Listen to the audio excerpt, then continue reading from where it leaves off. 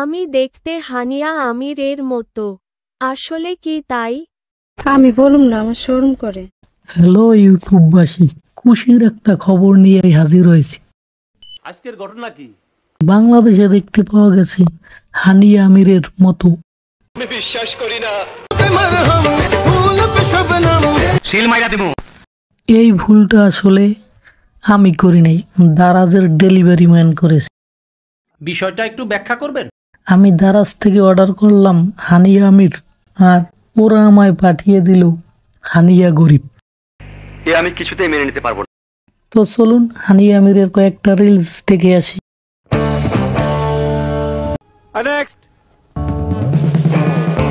তো হানিয়া আমিরেরটা তো দেখলামই, চলুন এবার দেখে আসি হানিয়া গরিবের কিছু রিল। নেক্সট। পাকিস্তানের কাছে আছে হানিয়া আমির আর বাংলাদেশের কাছে আছে হানিয়া গরিব। কিছু লোকে বলে কোথায় পাকিস্তান আর কোথায় গুলিস্তান। এই কথা শোনার পরে নিশ্চয়ই হানিয়া গরিব এতক্ষণে আমি কেন্দ্রে দিয়েছিলাম, মানে আর যদি হাউন আঙ্কেল বেঁচে থাকতো তাহলে এভাবে হয়তো প্রকাশ্যে টোল করার সাহস পেত না। হাওন আঙ্কেল 2 দিনও লাগেনি, সে মানুষটাকে বের করে ফেলেছে।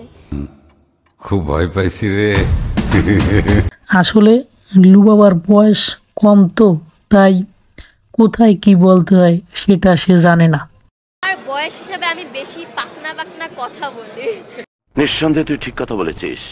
হানিয়া আমিরের চেহারা আমার বন্ধু মায়ে দেখার পর এরকম একটা মেয়ে যদি আমার ব্যাটার বউ হতো।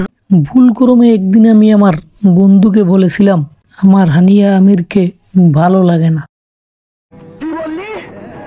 পরিশেষে একটা কথাই বলতে চাই, বন্যারা বনে সুন্দর শিশুরা মাতৃগ্রহে, আর লুবাবা সুন্দর শিশু তো সে হানিয়া আমির পাকিস্তানে।